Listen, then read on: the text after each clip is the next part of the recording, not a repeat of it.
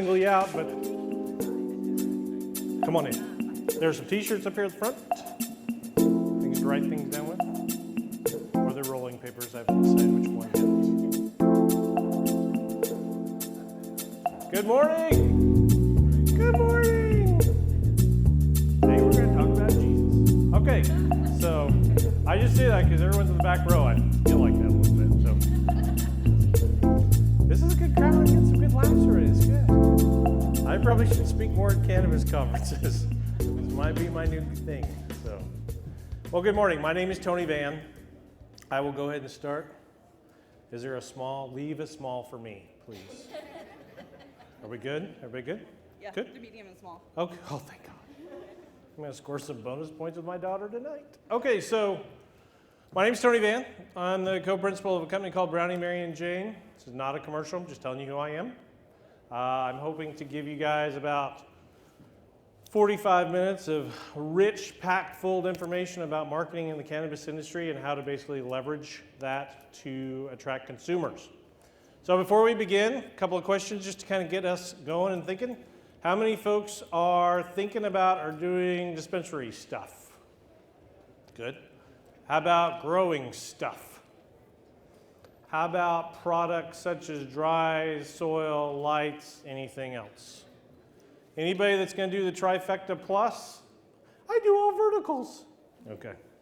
My vertical boys over here, that's what I'm going to start calling you guys, the VBs, the vertical boys. Shouldn't touch the microphone. Very good.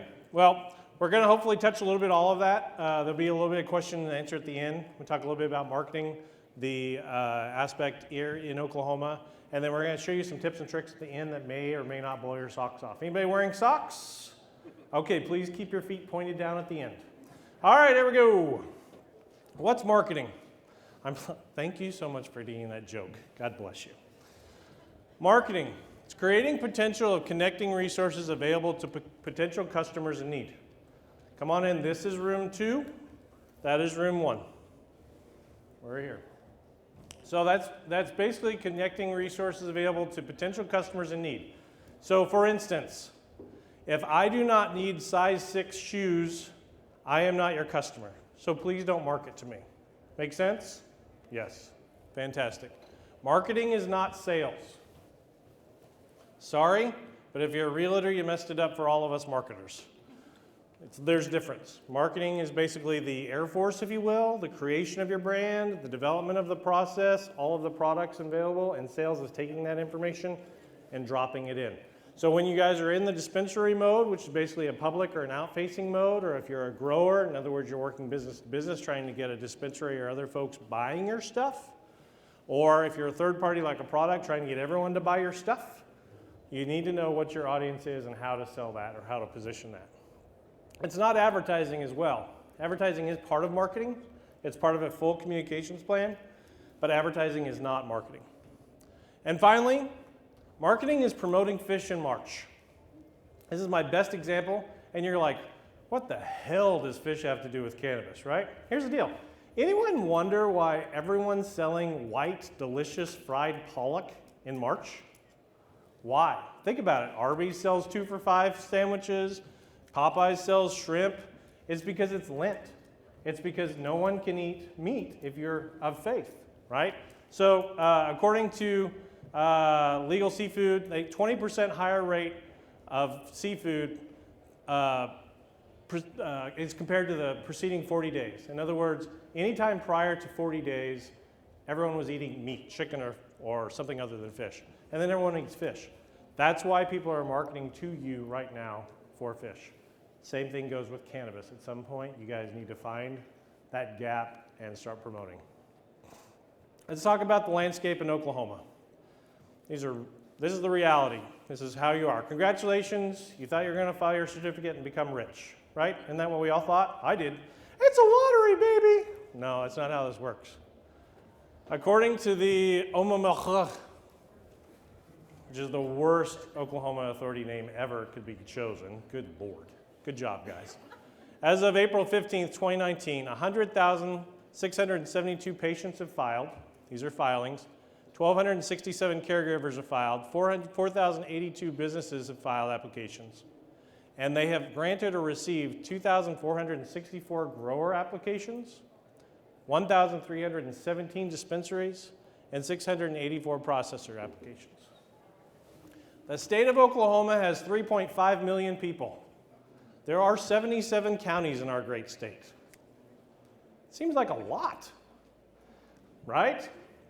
So what does that mean? That means you have to have your poop in a row. Governor Stitt just signed the Unity Bill about 2 months ago, created some stipulations. Believe it or not, there's some marketing stipulations in there. August 1st is a magic date. If you're not up on speed, I know we all hate politics, right? Who hates politics? Everybody, right? It's important to be involved. Whether you're growing or dispensary, it's important to know. Unlike Colorado, right now, unfortunately, the cannabis industry is not condensed. Colorado took plus or minus 2 years. California took about a year. Oklahoma was like, let's go. We voted on June 26th. Let's go, baby. Let's make this thing happen. It's the wild, wild west, gentlemen, ladies and gentlemen. The wild friggin' west. You guys might think something's the rule today, and then the might change that up, right? And let me remind you one other thing, which is probably not that exciting for you guys. June 26th, it was made legal in the state of Oklahoma. Unfortunately, the feds don't recognize that. So be careful, because the reality is at any point that could just go away. I know that's not popular, but it's important to understand as a business model. And finally, when you get ready to brand and position your company, remember, recreational may be coming down the pike in the state of Oklahoma, and it may be coming down nationally.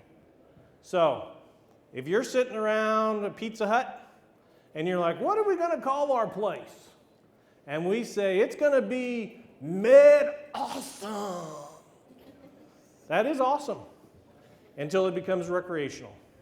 And then all of that time that you have been Mid-Awesome, you lose the entire traction of that brand. Because now you're not Mid-Awesome because you have to be Rec Cool, right? No one knows who the hell Rec Cool is. They loved Mid-Awesome. But where'd Mid-Awesome go? It left. So be careful when you guys are ready to do that. Fair enough? I still have everyone with me? Yes, good. There's an ice cruncher back there. I love that. Let's talk about who you're going to target. Whether you're a dispensary, a grow, or products, you need to keep some things in mind. Are you going to target people that are local, city, or statewide? Do you have a demographic in mind? Anyone who wants medical cannabis, that's not the answer. If you are sitting where I live in Rogers County, Oklahoma, your target is not someone sitting in Comanche County, Oklahoma. Anyone know where Rogers County is? Anyone know where Comanche County is? This far away, guys. No one's going to drive 6 hours to see your stuff. They're just not.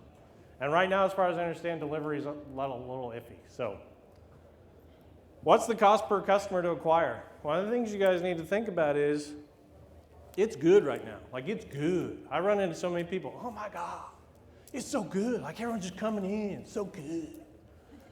You remember Froyo was good for a while. Remember that? We love yogurt. Everyone loves yogurt, right? How many of you guys painted while drinking? Love that, right? Oh, we're pounding, boo-boo-boo. Where the hell did that shit go? It's gone. It is gone. Be smart about where you are. Be smart about your brand. What's the most popular product in your area? What makes the difference between you and how do you relate to that audience? One of my favorite stories, I've told this like a million times, anyone that came to our booth, I'm sorry if you're here again. So in the Tulsa area, there's a news article on the ABC affiliate lately that the dispensary there is targeting women. It's high end, very clean, beautiful, bright, jewelry case type of setting. That's who they're focused on. That's who they're targeting.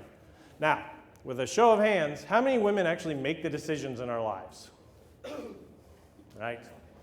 Sorry. And the men that didn't make the decision, that's probably because you don't have women. So the reality is that is what it is. Figure out what makes you different and then target that, focus on that. And then finally, remember, it is expensive. It is so expensive to be all things to all people. I love when someone comes in and they're like, you know what I'm going to do?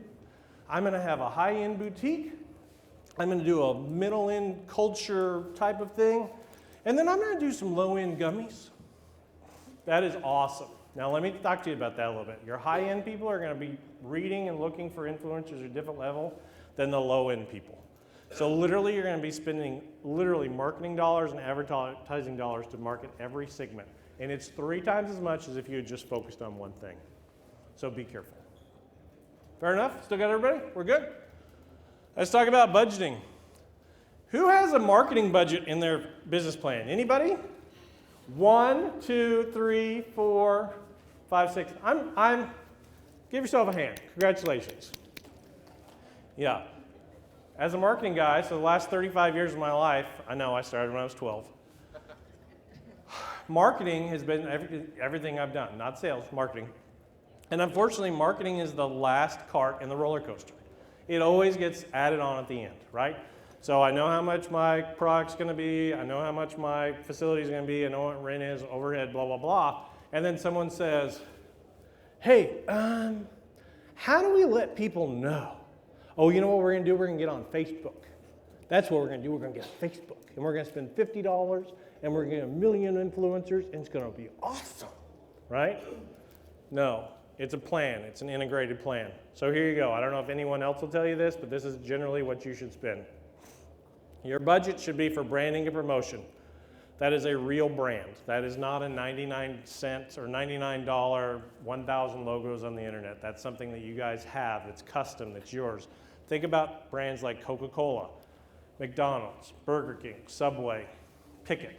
Those are brands that are flagships for that company for their entire corporate life. Make sure that you have marketing materials. That doesn't include paper clips. This is my favorite. I love when I go into a company and they're like, yeah, we spent $9,000 on paper last year in marketing. Why? Oh, because we printed flyers. That's office supplies. Those are just office supplies. That's not there. Make sure that you have enough money in your budget for marketing. And then advertising. Advertising in this industry is very interesting. As you guys may or may not know, the Federal Communications Commission basically oversees 2, possibly 2.5 large pieces of standard advertising. That being said, there are ways to go around it, and they have magic questions that you can go through and basically cut around and get on TV, get on radio, do direct mail, be on the internet, those type of things. So, and then how much would you spend? So your branding and promotion is going to be 3.3 to 5% of your budget. Marketing materials plus or minus should be 10%.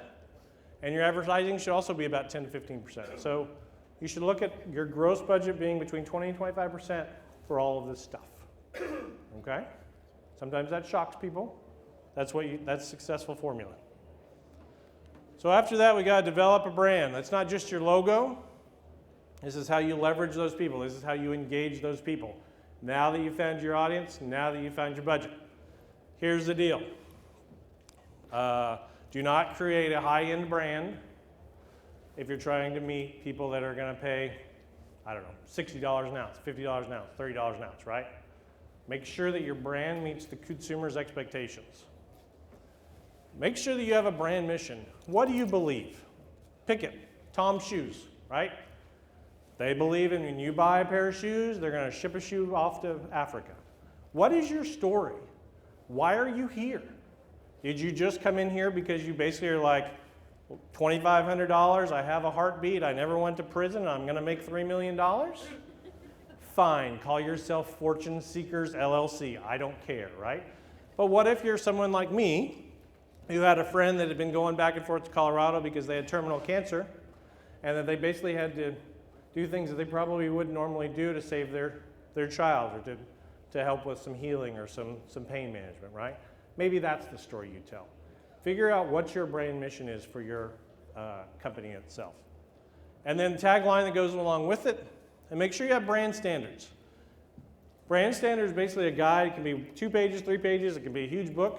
Once you get a logo, once you get your brand mission together, you're going to basically send that brand standard guide to everyone. So I don't know if you guys, I'm sure, everyone made t-shirts, whatever, signage, blah, blah, blah, right? And you send that logo off to your vendor. And man, that red just isn't the same red as the one you have, right? Or man, they squished my logo or blah, blah, blah. And they're like, well, man, that's the size. That's all I could get on there. You send them that brand standards document, and they know exactly what they can and can't do. If they have any questions, it's done. So it basically protects your logo forever. That's why you don't see like bright pink Coke cans, or you don't see, you know, orange arches or something like that. So you have to have a brand standard with everything you do. And then make sure you have additional accompanying items, whatever it is. I've talked to several growers during the process. Those growers are basically like, I don't really need branding, I got a logo. Well, that's great, but what happens when you go to a dispensary? What happens when you go to try to sell your grow, sell your product, and they look at you and you say, well, you obviously just had 10 acres of land and you've been doing some stuff in your garage for the last 5 years and you can finally do it legally. Like, they want people that they can be convinced that are legitimate business owners that will continue a product that is of high level consistency and that you will be there when they need to fulfill that inventory, right? Let's talk about your message. What makes your product different? Price can't be your only differentiator. Differentiating your brand by price is terminal. At some point, it just becomes zero. At some point, everyone's price is the same. So what makes you better? What can you truthfully offer better than your competition? Be critical of yourself. Understand that your brand may not do something X very well. And then move away from that and do whatever you can do and nail it every time. Nail it. And then show your consumer. Leverage that. Say, look, I am really good at this. Boom. And be known for that. Understand why your customers will like you better and how you should engage your clientele. My mom, God bless her, is 73 years old. If you put something on Insta, she will never see that. So do not market to 75-year-old women on Instagram. We all do it, right? How many of you guys connect all your social media accounts? I connect my Facebook account to my Insta to Twitter, blah, blah. Those are 3 different channels. My teeny bopper 23-year-old daughter is on Insta all the friggin' time. She's barely on Facebook. She's never on Twitter, right? So those messages all have to be different. Every single one has to be different. Click.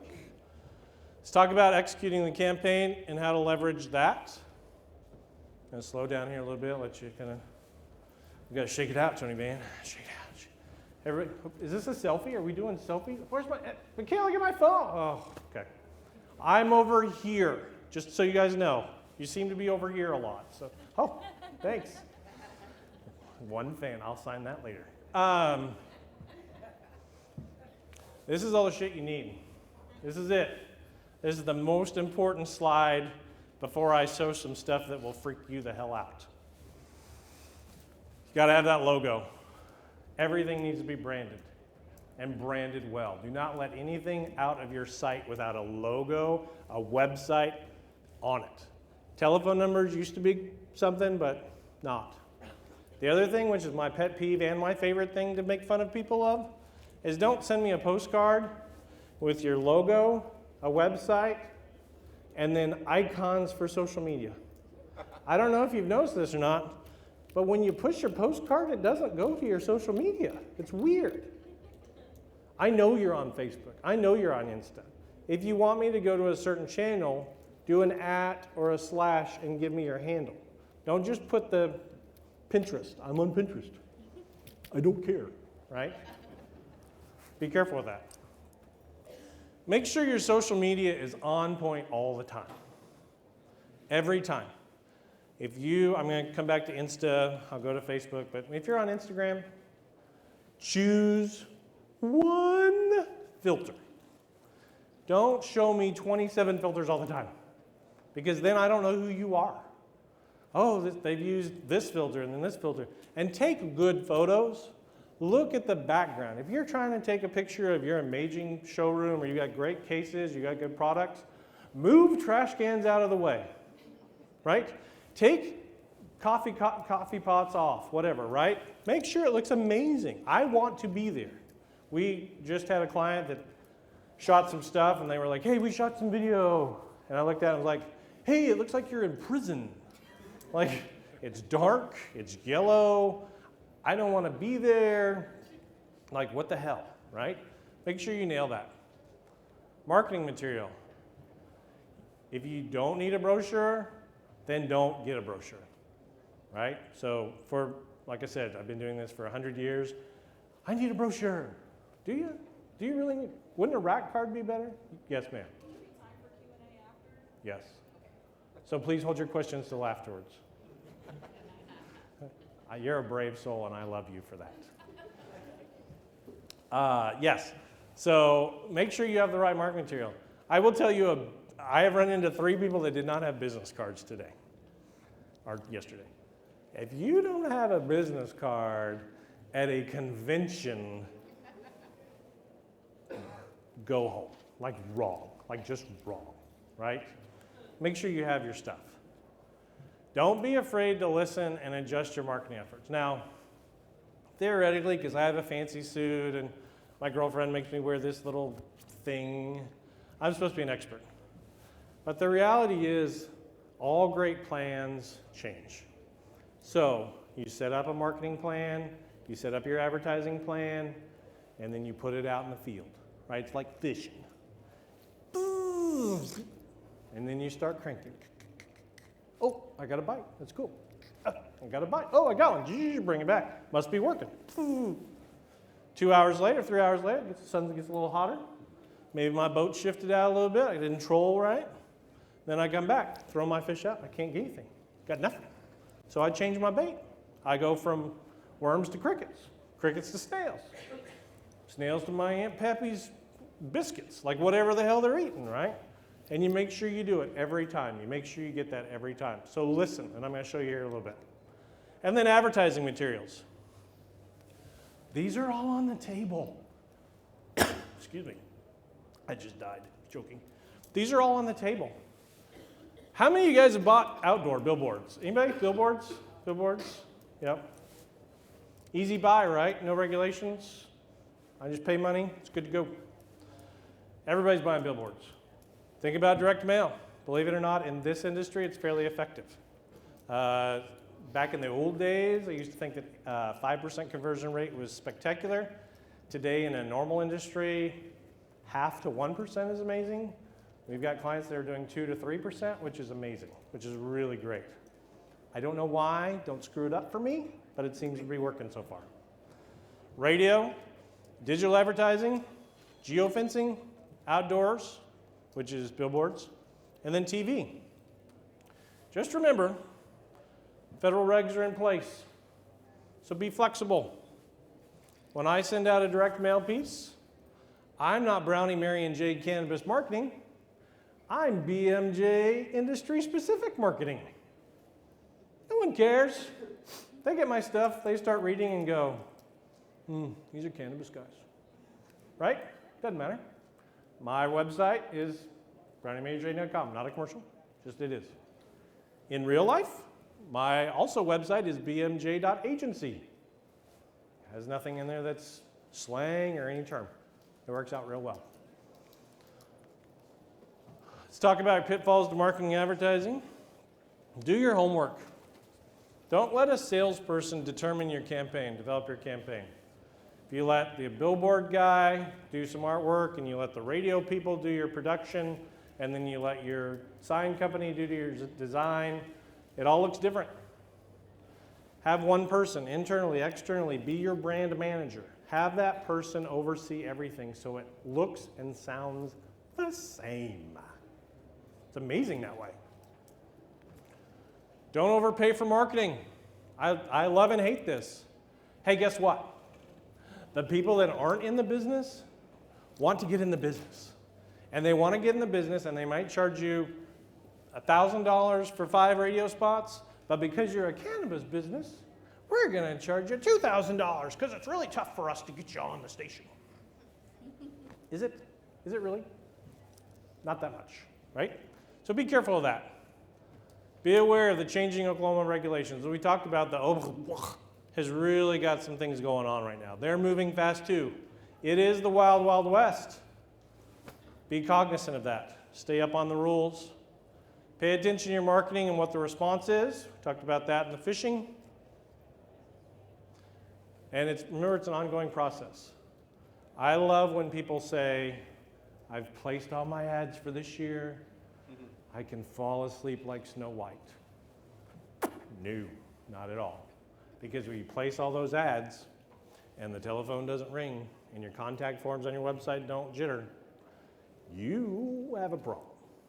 So you need to figure out what's going on. So always be mindful of that. Is marketing and advertising a pain in the butt? Yes. Is it what gets your words out and finally makes you money? Yes, absolutely. Let's talk about some tips and tricks to know. I got about 20 minutes, plus or minus, is that right? Something close to that. And then we'll take some questions at the end. Apparently I have at least one. It's like a lottery. Engage your consumers online via your website and your social media. This is the cheapest, most effective way to connect with a consumer. It just is. Whether you're selling cannabis, whether it's medical or recreational, this is basically it. You can buy other stuff. I suggest you do it. But if you only have $5 in the bank, start here. Utilize digital advertising. There are some very interesting rules and regulations associated with digital. But if you utilize your website well, your social media, and you do geofencing, there's an amazing, amazing opportunity. Anybody know what geofencing is? Anybody heard of geofencing? No? Some? So, I'll give you an example. My company happened to have geofenced this entire building. Basically what we do is we draw an imaginary fence around this entire building, and I start dropping ads on your phones. Now you may or may not see that today, but it will run for 30 days. So this is very similar to when you guys look at like shoes on Zappos or bows and arrows archery at Bass Pro. And then dang it, if every time you're not on the face page or on the internet on CNN or Fox News or whatever, you see advertisements for shoes and archery. Same thing. So if you can look at places that are high function, high traffic around your locations, that might be a really neat place to drop a geofence. And it's fairly affordable. So, for instance, if you're a dispensary that's close to a Walmart, a Home Depot, a casino, a dance club, a VFW, anything that you can think about geofencing that bad boy. See what happens. Pretty cool. Let's talk about tracking those engagements. So once you have digital marketing in place, you need to make sure you understand where that stuff's coming from. The benefit for us, and I'm not selling this, I'm just telling you these are the differences. So when someone hears a radio ad, back in the old days, back in the 90s, I would put a radio ad out, and I would put what's called a vanity telephone number, right? And that vanity telephone number may or may not be my normal line. You guys are like, I've never friggin' heard of this. What is this? You guys have been screwing me for years. So here's what we did for you, peeps. So basically what happened is we would basically put different telephone numbers associated with different radio commercials. And then we could track, when you called those telephone numbers, what radio commercials were working well. Same thing with TV. I would do a TV ad, and I would put a different telephone number on that, and I could tell which ones were working and which ones were not. Today, we would do the same thing, although we would build what were called landing pages. So basically what I'm doing is I'm putting an ad out, and that's connecting to one specific page that's hidden on the backside of your website, and I can track that. And those pages are not just dropped into your standard website, it's a call to actions page. So in other words, the page is, thanks for coming, Edmond, Oklahoma. Glad to see you. Sign up today for your 20% discount to match that ad. And I can track that. I can see all that. I can see things like impressions, click-throughs, the website conversion rate. I can see it all. I can literally watch someone come through the website, which I'll show you here in a second. Make sure you look at those analytics, and make sure you look at something for your website that may be a live time streaming. There are several. I don't sell any of these. These are just open. Please feel free to go get them if you want, or come talk to me later. But no. Hotjar, Monomo, Lucky Orange. We'll show you some of these at the end. They will blow your mind, and you probably will never get on the internet after this again. Make sure that you have email marketing in place, drip marketing, and for cannabis dispensaries, clubs are great. Now, when Tony Vann was a little boy in Aurora, Colorado, I belonged to the Captain D's birthday club. Anybody else been one of those club members? Anybody? Yeah?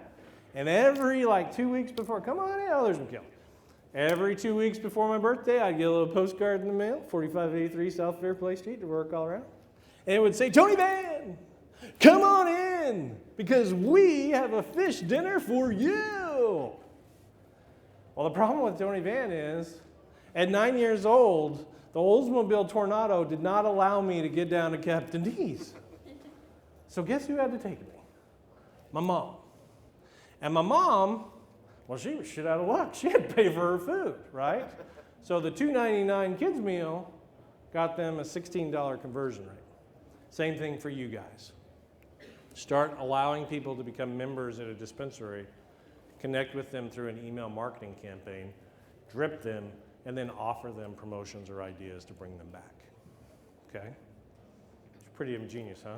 Like, Tony Vann, you are amazing. Where have you been all my life? I get that a lot. That's why I have 2 ex-wives. Oh, one other thing. Don't forget traditional advertising. Just don't forget it. You may not be able to afford it. I totally get it. But don't forget it. At some point, you guys hopefully will be at a point where you can actually buy that, and you should. You totally should. Okay. This is as big as I could get it. I hope you guys can see. This is going to freak you guys the hell out. You ready? This is Lucky Orange. This is one of the 3 that I talked about. This is basically the back end of one of our sites. If you guys can see, a couple of things up here, dashboard, live visits, we'll get back to this, recordings, chat, so on and so forth. If you notice over here, there's a play button. Then I have a Cox Communications IP number. I have tags, which I can tag folks. I can see how long ago somebody visited our website or a website, what their activity was. They visited one page. I can see where they live. I can see what application they used. I can see if they were on desktop versus mobile and how many times total they visited in aggregate on our website. See all that. I can link this up with analytics, and basically I can figure out who the hell you are. Not who are you like general, like who you are. I can then direct mail you. Technically I could text you. A lot of creepy stuff. This play button, anyone know what this play button's for? Want to take a guess? See what they saw. See what they saw.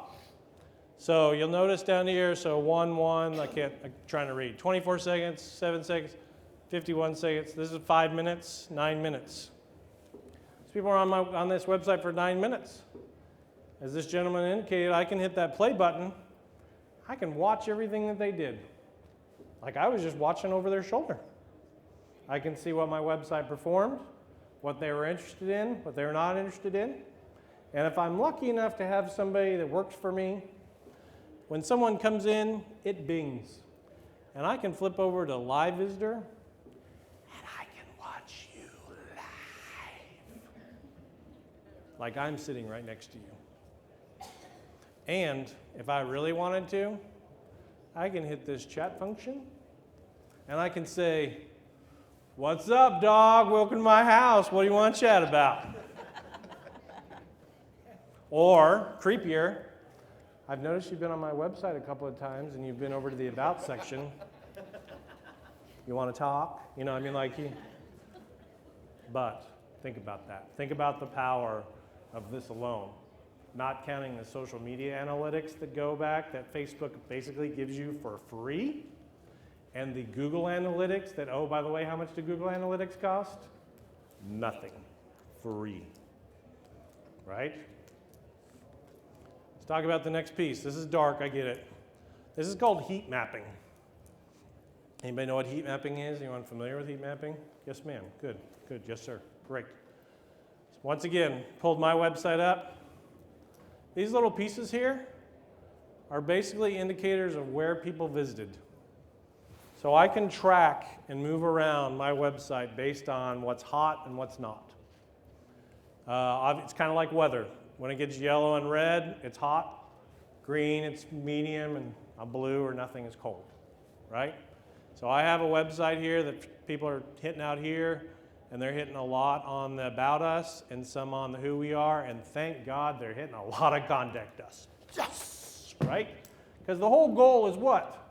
To drive the cattle into the website, which is your slaughterhouse, and kill them and make steaks for your family. Let's be honest. Let's be honest. Marketing is just that. If you don't get those people in, then your family doesn't eat. Right? I mean, there's enough meat for all of us. Don't kill all the cows, but that's what this is. Here's another one. Right? So here's one that I think is interesting.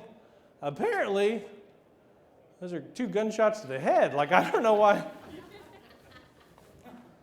But if I'm savvy, which I am naturally blonde, but I can pick up on it, I probably will make these hot now. In other words, if someone clicks on that, they're going to go to my bio. They're going to go to Lauren's bio. Something's going to happen. And I can learn that over and over and over again. Same thing here. I love this. No one clicks on the guy here. Who would ya? But everyone seems to click on Lauren's throat. Like, it's weird. Like, everyone's like her throat. I don't care where you click, but I'm going to make that bad boy live because somewhere you guys think that it should be. So I'm going to learn from you, right? So let's take this and apply it to your grow, your products, your dispensary. Get your website out there, put something like this on the back end, and you can start learning what's hot and what's not. Put some products out there. Put some discounts out there. Put some information about your story out there. What sells, what doesn't. What moves up, what doesn't. See what happens. Don't just put a website out there and say it's all good. This is a living, breathing organism. I call mine Fred. It's real, and you have to take care of it every day. Every single day. Finally, meet the consumers with their expectation. This is it. This is how you leverage your brand.